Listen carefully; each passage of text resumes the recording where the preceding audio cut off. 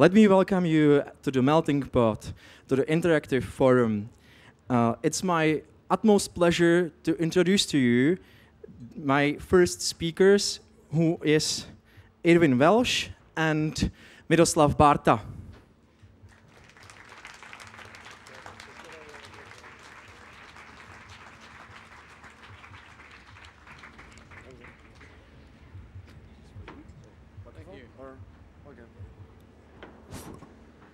Is that all? Okay. Hello, everyone. It's my pleasure to introduce you Irvine Welsh, who most of you probably know. I have to admit that back in the 90s, the Trainspotting 1 was one of those movies that I directly link with my personal experience of the 90s. So. Not that I would grow up in Edinburgh, but I really enjoy the story. And then, this is here 1996, and then cut 2017, Trainspotting 2. I have to say that Irvine Welsh is coming not from Wales, but from Scotland, Edinburgh, or so to say, Leith, which is part of, which is an harbour north of modern Edinburgh. Edinburgh, for me, is the city of Adam Smith, 1776, Wealth of Nations. We talked about it this morning. That was, by the way, the year when the East India Company controlled about 75% of the global market of the world then. And then, of course, close to Edinburgh is the Chapel of Rosslyn, the earliest attestation of maize in Great Britain, or in Europe, if you don't mind, some 50 years prior to Columbus' discovery of North America. But let me return back to 1996, or a couple of years prior to 1996, when you were composing the story that later on became transformed into the movie. How much, or to what degree, this movie reflects your personal experience growing up in that part of Scotland?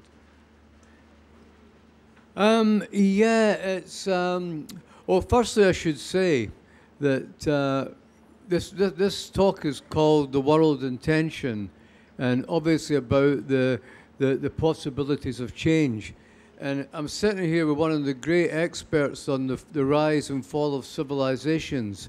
So I do have a bit of imposter syndrome here, Miroslav, but I will do the best I can. But relating all this back to my own personal experience and answering that question, I think if you're a fiction writer, it's kind of the opposite of being an academic writer or a journalist. You tend to let the subconscious do the heavy lifting, so you don't really know.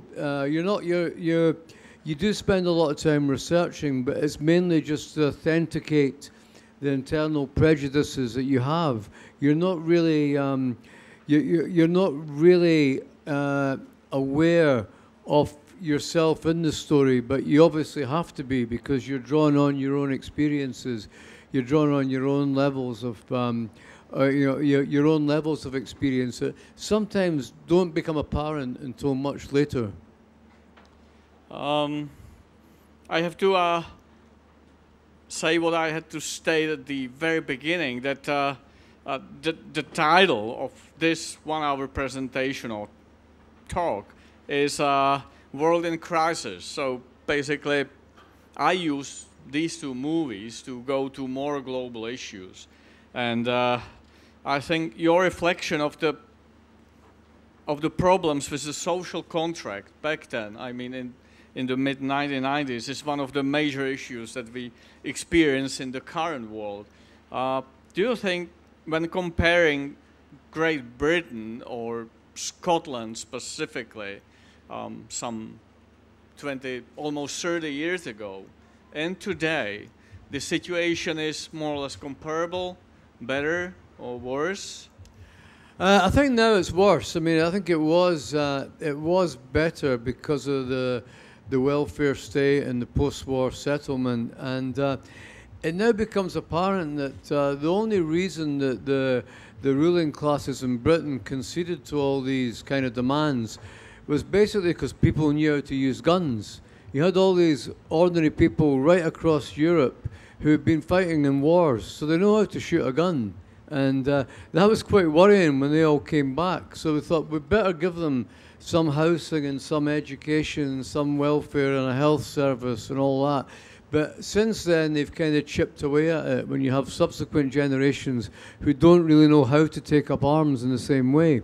And now we're in a situation whereby you have a kind of very much a one-sided propaganda machine telling us that this paradigm that we're in is basically the only thing that can exist, the only thing that can happen. These choices that are being made for us are inevitable. They're a result of technology, or the result of just how things are finance-wise, how things are basically with economics, and how there is no other way of doing things. All of which is kind of manifestly nonsense, but this is, as power and finance becomes more and more concentrated, this is the sort of place that we kind of find ourselves in, where everybody seems to be disenfranchised from a kind of a global political system that feeds into national systems that is very change aversive and is all about this trajectory that we're on, a trajectory of decline. So is it one of the reasons why you decided after more than 20 years to write up first the novel Porno and then produce a sequel to Trainspotting 1 in 2017? Well, I mean, I wrote Porno, I published it, I wrote it about 7 years after the first Trainspotting, and I published it 9 years later.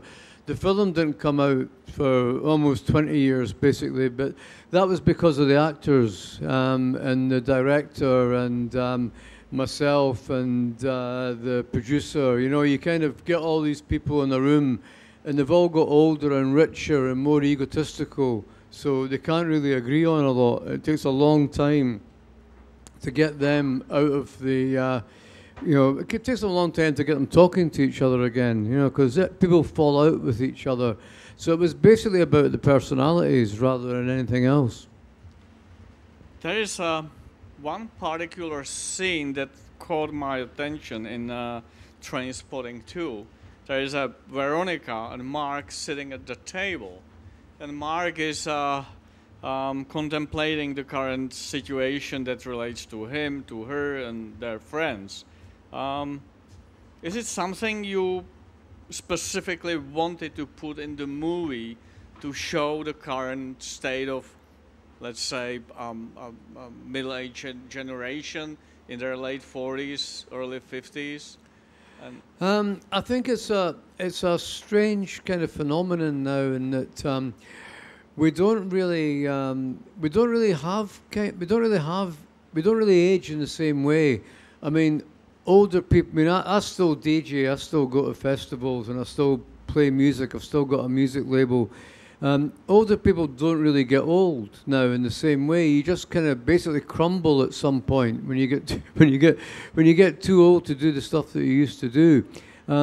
If you go to clubs in the UK now, everybody's either very young or very old. The middle-aged people are at home, or they've got quite difficult jobs, or they're looking after the kids and all that. The kids are all out dancing and having partying, and the old people are all out partying. There's nobody in their 30s and 40s. Everybody's in their teens, 20s, 50s and 60s. It's a really bizarre phenomenon. But I think it is because if you think about youth culture, is relatively young, and it was basically invented. It wasn't invented in the 60s. There's been TEDs, and there's always been the old kind of Edwardian kind of street gangs, and So, but youth culture was really popularized and branded and commercialized in the 60s onwards, from the hippies, the punks. So it's a relatively recent thing. And now that we have the internet and the whole kind of media culture, street culture has been pretty much destroyed. So the culture has been passed on from people of my generation to their kids and to younger people who don't really have a culture of their own. They've just taken it off the internet. So it's all a kind of a sort of sampled and facsimile culture. So basically, the old people don't want to let go of that because it's their culture, it's theirs. Why would they? You know, rock and roll is an old person's genre now. I mean, even rap. You know, you can see Eminem standing on the stage, a middle-aged guy rapping, and it does seem a bit ridiculous. But these are the guys that invented this kind of culture, popularized this kind of culture. So again, why should they give it up if it's kind of been relevant to their lives? But youth haven't got that opportunity because there's nothing on the streets, there's nothing contestable. So they have to, so they've copied this kind of culture basically that's been passed down to them. That's a kind of sad thing in a way because it means that youth don't really get to be disruptive and unruly in the same way, although they have more psychological pressure on them than ever, and more drive to conform than ever. And old people don't really get to go old. They just kind of occasionally, like me when I'm dancing, I'm aware that my legs are not as what they used to be. So I can't rave all night now. I can manage about 2 or 3 dances. And then I'll look at myself in the mirror when I go to the toilet and I'll go, my God, who's this old bastard staring at me here? You know? So, but I'm not prepared to give up all that stuff that I used to do. I modify it, but I'm not prepared to give it up. And it's not as like, if I had seen sort of my parents and their peers behaving like that, I would have been so embarrassed. But I don't think it's as embarrassing for young people to see people like myself behaving like that because they know that these are the people who created the culture. So kind of credit where credit's due. That was a very important take. Thank you for that. So do you think that, coming back to the general topic of our talk, world intention, that this steady losing of particular identities is deepening our problem, I mean, with ourselves? Yeah, I mean, I think the thing is that we've moved into a post-industrial world now. I mean, you can see all around, these fabulous old buildings, and the way that working in somewhere industrial like a steel mill, such a heavy, sweaty industry, would define someone's life. You know, it's so structured. You get up early, you go into work, you're there until you finish, until you clock off. It's a heavy, sweaty job. So you go to the pub, you have a nice cool beer, and you're absolutely exhausted by the end of the week. You maybe go to the football to watch Brannock, and have a few drinks with your pals, and then you relax and rest on Sunday, and you do the whole thing again. You know, all that's gone now. You know, so we don't have the same markers, and with that, you have the end of the division of labour. You have the end of the guys working in the steel mill and the women staying at home to cook their dinner, and all these sort of these new kind of high-tech offices. There is no division of labour. There is no justification for paying men and women different wages. You know, everything. We all become. We've lost that industrial culture, and in some ways it's good. But what we're in this transition, we're in this long-term transition into a world without paid work, you know, and that to me is really what Trainspotting was about, and that's why it's maintained its relevance. It's not a youth movie or book or a drugs book or movie. It's a movie to a transition in a world without paid work, you know. And what did we do? You know, when you think about when you had the transition from feudalism to capitalism, you had the people left the basically people left the fields to come into town to work in factories. And you had the attendant plague that goes with that. And the attendant plague was all about sanitation and the Black Death and people living too close to each other. Now the attendant plague and this transition from capitalism into a conceptualism whereby we have lots of ideas, but we can't really make money out of them, or we won't be able to continue to make money and monetize them. There's that thing, what are we doing? Why are we here? What's the point of us? You know, we're going to be, AI is going to replace us, we're going to become silicon life forms and all this sort of stuff. So what is the point of us? So we're asking these big existential questions about identity, about who we are, and how do we fit into this dystopian, dysfunctional world that we've created. And again, the plague this time is a psychic plague, so it's more, so it's a drug plague really. We think we can medicate ourselves into this new world, into this world of, we can either do it through hedonism or inquiry, or we can do it through anesthetizing, kind of taking away the pain of this transition. And I think this is really where we're at just now.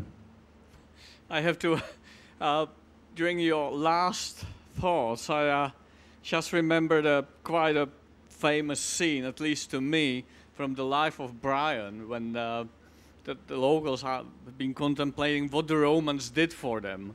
And we are sort of losing, well, I think the post-industrial period applies to whole Europe. That's why we have such problems.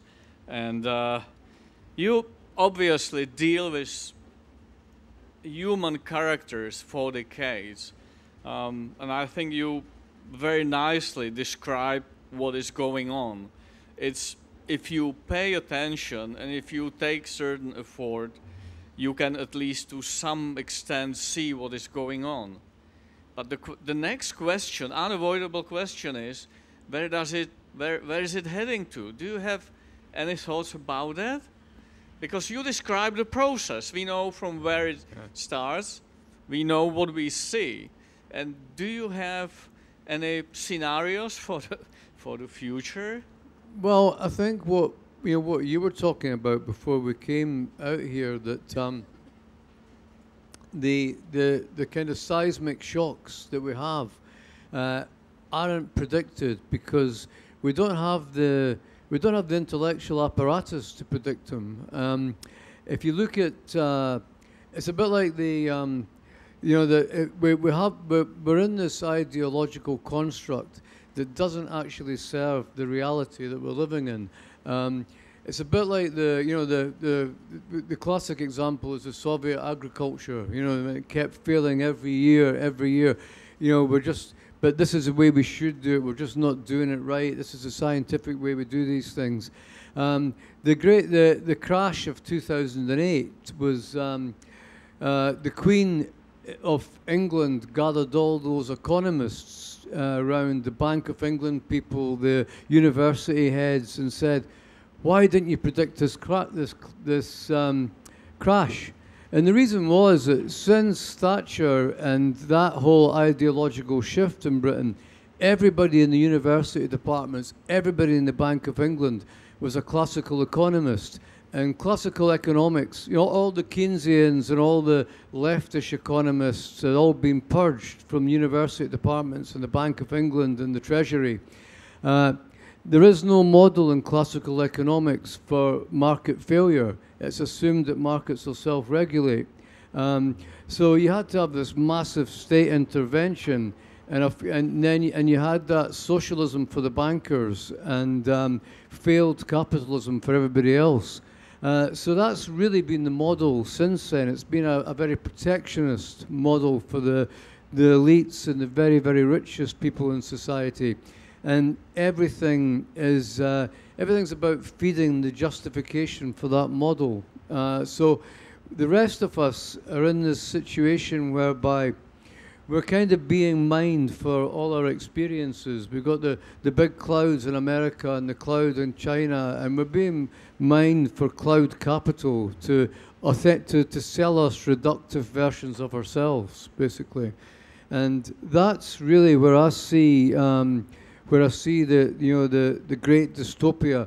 we don't really have the intellectual apparatus to challenge what is happening to us at the moment. That's a difficult take. I don't know if you noticed that your British ambassador arrived on the train this morning, and I wonder if he's sitting in the room or not. But still, I would like to ask you about in one of your most recent interviews on the islands, you talk about the Britishness, and you arduously oppose the Britishness, being from Scotland, and I get your point, but could you elaborate a bit for us here in Ostrava about what this so-called Britishness means to you? Well, you know, I mean, I grew up in the post-war Britain, the era of the welfare state and the National Health Service, and you could go to, you know, you had free university education. It was paid for by the governments and the local authorities. You had a full grant. And we've gone from this into a position now whereby if you want to be a nurse, if you want to train to help people that are sick, you now have to pay for this through the nose. You have to go into your working life 80,000, 100,000 pounds in debt. I mean, what kind of madness is that? That people who want to look after people who are sick now have to pay for the privilege of doing this. It's absolute nuts. But this is the sort of world that we've constructed, and we've done this because Britain has this class system, has this system of elites, and you go right back to the there is that kind of imperialist mentality, which a lot of the great empires like the Spanish, the French, they've kind of got it to an extent, but they've got past it. But Britain and America have maintained this. It's been the English-speaking kind of thing that Britain's become a junior partner in the whole thing, and it's like it's very it's what it does to us is that it's basically saying to people in England that you will be second-class citizens in your own country for the privilege of being English. What you have in response to that is an ability to look down on other people. So when people in England, a lot of working-class people in England, get massively triggered by immigration, they're forced into operating at that low frequency because of the one-sided propaganda, which basically suits the offshore owners of the media and the newspapers and the TV companies. So that's the kind of that's the sort of Britishness I don't like. I mean, I did like the post-war consensus Britishness. I don't like the imperialistic Britishness. You know, that you see that the class structure, privilege. You notice everything that came out of Britain that was good, like free education, the welfare state, the Commonwealth. All these things have gone. But what still is there is the class system. You've still got the monarchy, the aristocracy, the public schools, the City of London. And the reason I kind of got interested in the Scottish independence debate was because I thought if Scotland became independent, all these things would go out of life. These things wouldn't exist in Scotland anymore. And then people in England would say, hold on, we'll have some of that. You know, so I'm not nationalistic, but I am anti-imperialist. And I think that that's the thing that that sort of, I mean, sometimes Britain feels a bit like Planet World War II, basically. People haven't got past it or got over it yet. You know, it's that thing that, you know, I mean, it's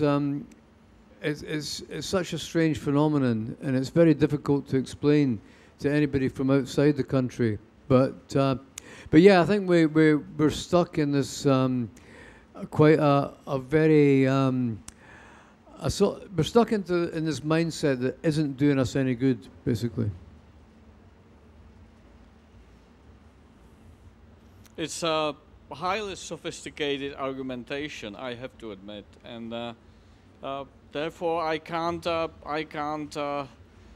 to ask you your mindset. Do you think it represents a significant direction on the islands? How to think about your current society? I don't actually, unfortunately, know. You know, I think it kind of represents me basically. But I mean, I'm sure there's a lot of other people that share my views. But it is I think it's very much a minority view, and because I'm a working class sort of guy, I appreciate. I've worked in terrible jobs. I've worked in factories. I've worked in hotel kitchens and all that. So I appreciate that thing that when you finish a hard day's work, you don't really want your politics to be all about sophisticated argument and discussion. Especially now that the trade unions and all these salons of and working class education has all been dismantled. So basically, people now they meet in the pub, they watch football on Sky TV, and they argue kind of. They recite arguments that are kind of stuff that are just spewed out from the tabloid newspapers. So people are operating at a very low frequency, but I can understand it in a way because people don't generally have the opportunity to sit down and discuss things. And when you do, you find that these views aren't really that deeply held, basically. They're kind of just superficial conversations like about the weather. But I know that I'm very fortunate because when you work as an artist, all you're doing is thinking about the world and thinking about the great themes and thinking about the characters that inhabit the world. So you're in a really privileged situation of being able to pontificate about all this. So you can operate, I think, at a higher frequency than most people have the luxury of doing. I have to confess that I spent a sort of couple of late evenings with you because how this interview came into being was that about half a year ago I was asked by the organizers by this wonderful Meltingpot forum if I would mind to do an interview with you, and I said without any side thinking, of course, my pleasure. And then I realized how difficult it's going to be, and I just said, don't do that anymore. Another interview that came out with you a couple of months ago talks about your view of this so-called Britishness, and what you basically pledged for was a federal arrangement in Britain. I fully understand your argument and your way of thinking. But it's been just a couple of days when the last elections in Britain took place. And the Scottish National Party, thanks to the failed leadership, if you would agree with me, failed leadership, lost like 500,000 of voters. So the result is they've got 6 or 7 seats, I'm not sure now, in the parliament. So on one side, the people of Scotland would like to be independent, but at the same time, the Scottish National Party completely failed to produce political results in terms of representation in London. So do you think that the discussion we've been having here is kind of a exclusive intellectual evaluation of the situation, or do you think that would appeal also to people from Edinburgh or from some major cities in Scotland as well? I think the interesting thing is that support for the SNP crumbled, and kind of rightly so. They took their eye off the ball of independence, basically, and got involved in identity politics, which is a bit of an indulgence in terms of what the party was about. It was supposed to be a party of independence. So I think people just jettisoned them in order to get the Conservatives out after these kind of 14 years of austerity and the horror and corruption and so they wanted to get the Conservatives out and saw Labour as the best way of doing that. But I also think that a lot of people thought, well, a lot of independence voters thought that now half the Labour voters in Scotland are pro-independence, so it puts that party in a strange position. You know, it's not. It can no. If half your voters are pro-independence, can you really be said to be a unionist party? Does that change the does that change how you operate basically? And I think that's really what I think it's a strategic vote really. I think what to me, all votes now are borrowed votes. You don't really have kind of you have a few hardcore Labour supporters, a few hardcore Conservatives, a few hardcore SNPs, but as you've seen with the Conservatives and Reform, and you used to see what you saw with Labour and the Social Democrats back in the day, that the ties, and again it's post-industrial, it's all this stuff is gone, so the intellectual, the emotional ties that connect people to a party have all gone now, basically, so people are very instrumental about it. They'll vote for anything that operates in their best interest, and they'll vote tactically as well. We do have a silly electoral system in Britain where the winner takes all, the strange first past the post system where you can have basically 23% of the electorate, maybe 32% of the actual voters, and have quite a big majority, and so that's something that would have to change, I think. But personally, I would abolish voting. I would have a lottery. At one occasion, you said politicians and leaders are horrendous. When I read that, I thought you talk about my country, and then I realized you still have your British passport. What do you think are the reasons that we have such a failed leadership and policymakers in these years? Is it something that is linked with the welfare, social order in the Western societies, worsening education, or where you see the real roots for this current situation in terms of failed leadership and badly performing politicians? Of course, there are exceptions. There are always exceptions, but I think in general, your statements describes the actual situation, both in Britain and in Europe. I think probably. See, I don't believe that we're looking for anything from politicians now other than entertainment. It's been that kind of reality TV sort of vector, and we regard politicians as some kind of politics as a reality TV show. And basically we know that, but the reason for that is we can't change anything. I mean, there's not, if you look at every single party that have got any chance of electoral success, if you look at the, like Labour or the Democrats, the Conservatives or the Republicans in Britain and America, they've got one thing in common. They know that there's a system whereby the wealth of every individual citizen is being sucked away. Their assets are being stripped and taken away. And they're going into this black hole of a very small elite of people. But none of them will tax millionaires. None of them will tax millionaires' assets. None of them will stop millionaires' businesses from operating in their country unless they pay tax. Nobody's grasping that nettle, and it's a mad propaganda, sort of one-sided propaganda system to ensure that we can't even talk about this. So when you have that, and I think people intuitively understand that. I think everybody understands that. And because everybody understands that, there's no confidence in politicians at all. People's attitude is, why should we care?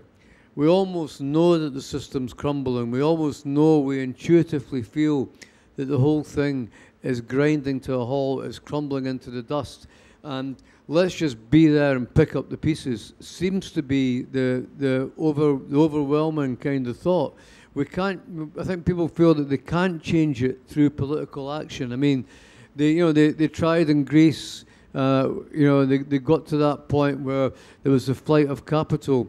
When they tried it in Britain with Corbyn, he was kind of nobbled before he even got into power. So I think there's that sort of sense now that we can't stop this machine. So all we can do is expect it to entertain us in some way, which I think is dangerous because the entertainers tend to be the most despotic, kind of power-mad, kind of evil people on the planet, basically, and they mean us no good. But I think there is that thing that why should we have any credence in what these people say to us? And I don't think people do, basically. And the institutions that we haven't adapted. You know, we're in this age of the cloud, kind of mining all these details from us, and we're in the age where capitalism is now about cloud capital. It's not about. It's not even about kind of profits or markets anymore. It's gone beyond that. It's about the almost possession of us and the possession of our information, our data, our histories, to make us into these kind of weird, kind of slave, kind of supine figures. So I think that people know that and people recognize that at one level, at a very deep intuitive level. So I don't think they look to politicians for salvation anymore. I think that's become a completely different sport now. I'm afraid you nicely summarized most of the reasons why should you run for political function. Well, that's the thing. What I would do, this is how I would operate if I ran in politics. And watch the Labour Party, they'll do the very same thing. The SNP did the very same thing. You start off idealistic, you try to change things. Obama, perfect example, you know. And then what happens is that the powers that be say to you, you won't be able to change this. There's no way we're going to let you change this. We'll let you change this little thing here. And then you get bogged down in the administrative details of trying to change that thing, of fighting tooth and nail to change this very small thing, which has become in your mind symbolic of the thing that you want, of all the bigger things that you wanted to change. You know? So what they'll do then is they'll let you have a modified form of it. But then when you're exhausted at the end of it, they'll say, don't worry, you'll be looked after. You'll be looked after by us. Your family will be looked after. There'll be a foundation set up for you. You'll be able to travel the world and do these lectures about telling everybody how brilliant you are, how wonderful things are in this world. If only we would just do this and that and this and that. Basically, kind of pursue our agenda. And yet, that's what they've all done, from Obama, Tony Blair, all these people. They're all part of that system that are kind of singing from the same hymn sheet, basically. You know, so that's what would happen to me within 5 years if I stood for Parliament and was elected a member of Parliament or a politician. So you certainly agree we need visions. You mentioned Barack Obama. Do you see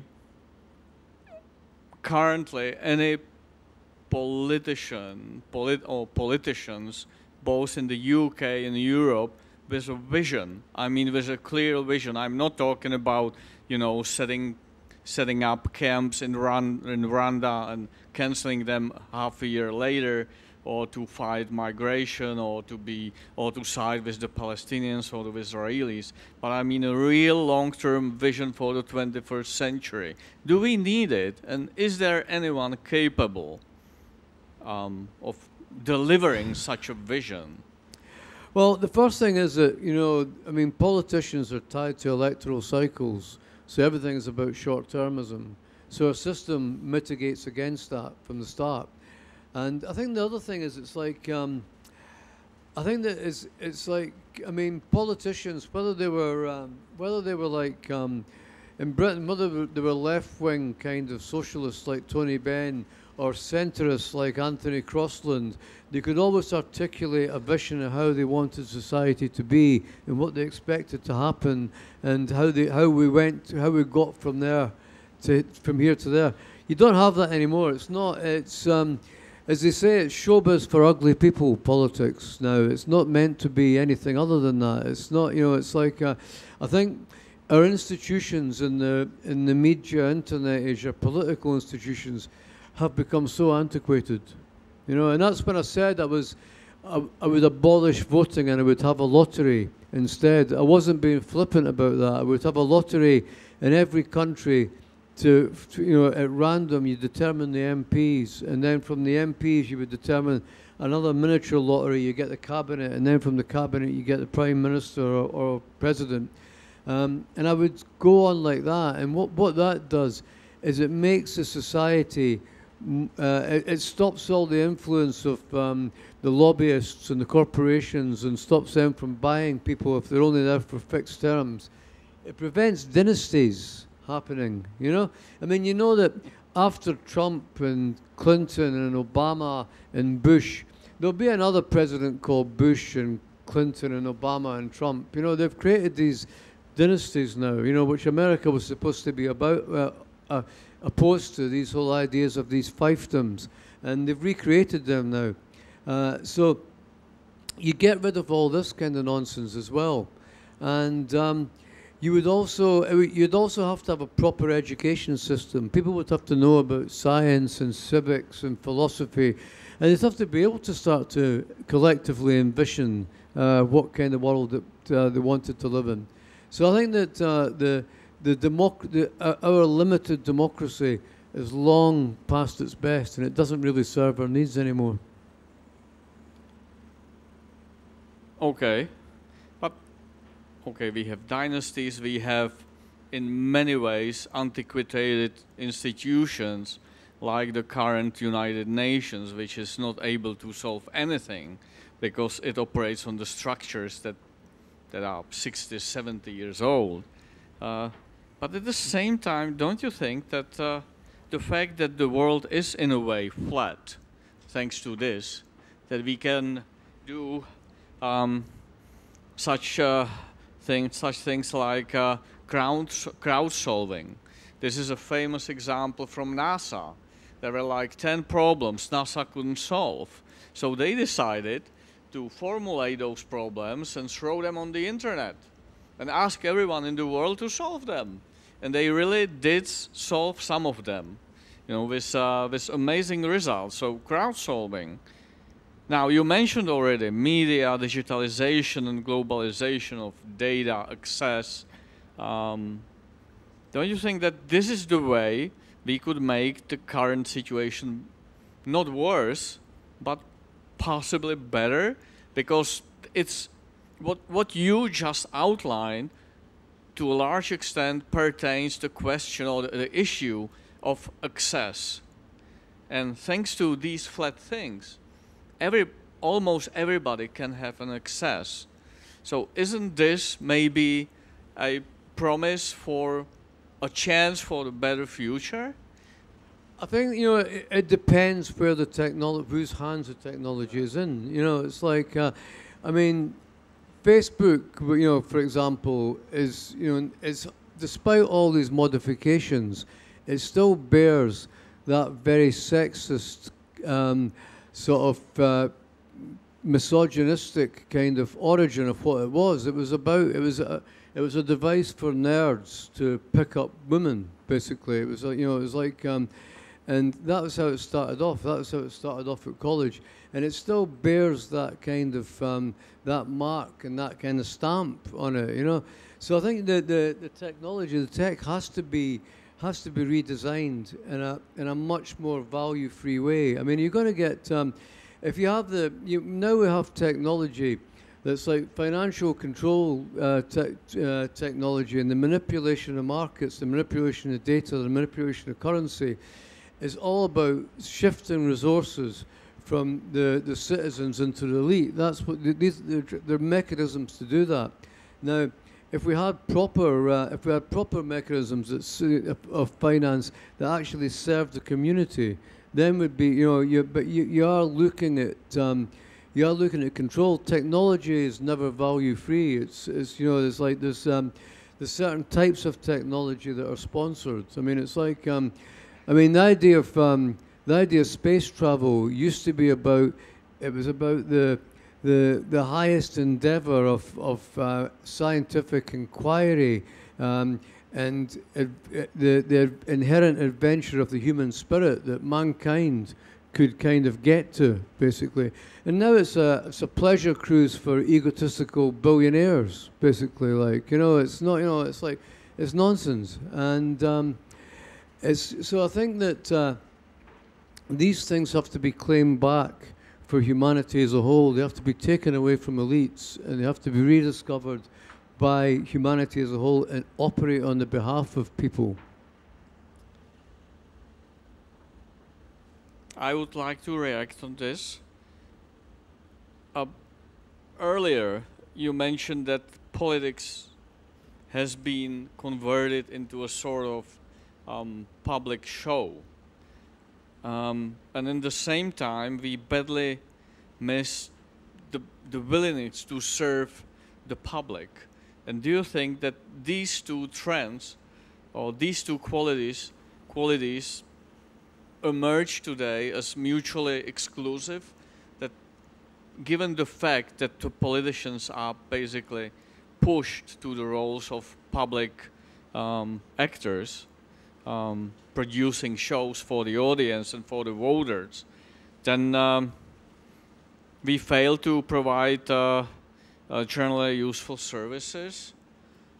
Well, I mean, I don't think they do provide useful services. I mean, it's like the bigger issue that stands above politicians, that stands above all these transnational bodies like, World Banks, World Economic Forums, United Nations, who are kind of searching for a role, and have almost now the role used to be to represent to represent the people, but basically now the think tanks for these very rich elites. That's the way they de facto operate.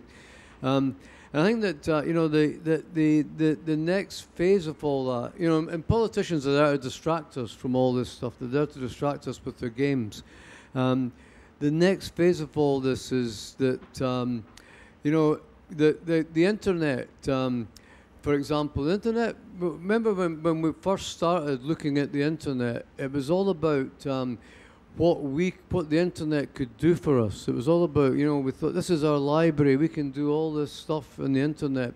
And now the internet does things for us. It asks us for things. It asks us for things on behalf of governments and corporations. It says, download this, fill in this questionnaire, fill in this form.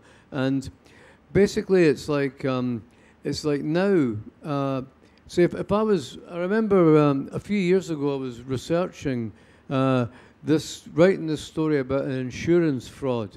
So I typed in insurance fraud and into Google, and I had pages and pages and pages of people selling me insurance policies. I couldn't find any case studies on insurance fraud at all. So it was very frustrating. So I just went down to the British Library, and I handed him my card with insurance fraud, and the guy came back in about 20 minutes with a big pile of books, and it was so much easier, and there was human contact, and it was so much more efficient as well. So the internet has been stolen from us by commerce, basically, and we're in this, we're at this point in time whereby, I mean, you can see the old internet underneath it, that www/ kind of thing that we used to have to do. When the search engines took over and the websites took over, the whole thing became capitalized. And now it's, we don't have, the internet's not a zone of freedom for us now. It's something that, it's a way of instructing us on how to live, And we put up with it because it's easy, and we put up with it because, it's like, I get criticized for being on the mobile phone all the time, but this is the thing that is really killing us. This is the thing that, you know, can we throw this away? Every year, I say to myself, I'm going to get rid of the mobile phone. Every year, New Year, I sort of say, I'll just keep it for another few months and see how I go. But it's wrecking our attention span. It's wrecking kids' attention span. It's making us incredibly compliant.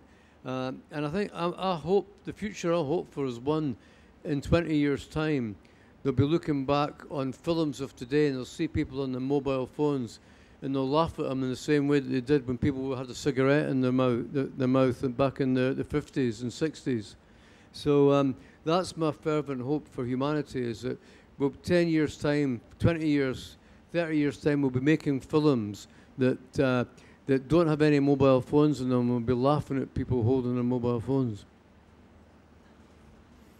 We have only a few minutes to go, but let's try to be even more global. We talk about the world in crisis based on different arguments, facts, experiences, different parts of the world. Except for, you know, online stuff, undisputed fact that we might be nearing to the world as Orwell described it in his 1984 novel. Do you think there are also some positive news that would apply to our future? Because there's always a hope, and as you keep saying over 30 years, choose life. So what would be your recommendation or your suggestion to make our world, which we all love, because there is no doubt that we are living in the best possible world compared to previous generations. So what would be your suggestion to all of us to not only to maintain it, but to make it better? Because we have technology, we have experience, we have wisdom, we have everything we need. We have global communication tools. So, but still, in a way, we are failing. So what would be your take on this? Well, I mean, I did say about the lottery thing. I think that's a very important road to go down. I think it modernizes our political systems and gives much greater accountability, and it also sort of it makes it incumbent on us to educate everybody and have a talented sort of population who are engaged. I think the engagement is the thing that I worry about. You know, we're not activists. Everything that we do renders us passive. You know, it's like more and more passive all the time. Yeah.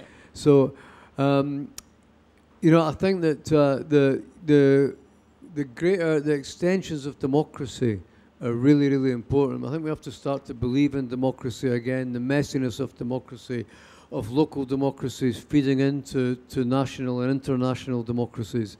Have to get beyond the idea and the fetish for the nation state and get back to thinking about communities again and how we operate in communities. Because people in communities look after each other. We always look after each other better in smaller communities than we do. We get hostile unnecessarily to people in bigger communities. So we have to find a way to get the very best of local community, but feeding into the common humanity that is going to shape the world. And I think the other thing is as well that what we were talking about is the way that shocks, the way that things kind of hit us, we don't really know anything about. And I think we have to look at these things in a very different way. You know, if we hit some kind of crisis, whether it's, and we will hit another crisis again, whether it's health in terms of another pandemic, or whether it's economics and finance in terms of some kind of financial meltdown and crash, or whether it's some kind of climatic kind of disaster when kind of the environment starts to collapse. I think we have to look at these things as opportunities as well as threats, as opportunities to actually start to live life in a different way and actually start to look at the world that we live in a different way. And I think we have to listen to ourselves more, to listen more to our intuitive feelings, rather than all the low frequency stuff that's heaped upon us. I remember in the tsunami, and that horrible kind of tragic mass flooding. I mean, I lost a couple of friends in that in the tsunami, so it's kind of pertinent to me. But you notice that one of the interesting things about the tsunami was that very few animals died in the tsunami. You know, they were in touch. They weren't kind of hooked in all this information and misinformation and disinformation and this kind of low frequency propaganda. That stuff just is, is obviously completely superfluous to them. They listened to their instincts. They listened, they just felt that something was happening. There was something ominous happening. And I think that we have to be more aware of that kind of stuff as a species, basically. We have to be more human again. We've allowed ourselves to become dehumanized by the technology that we've got to make life just that little bit easier for us. I knew that you are an outstanding artist and writer, and now I realize how powerful and influential thinker you are as well.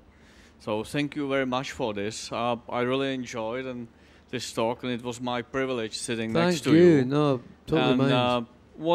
That was probably the best concluding part, and it's important. If you listen carefully, you certainly notice that the future,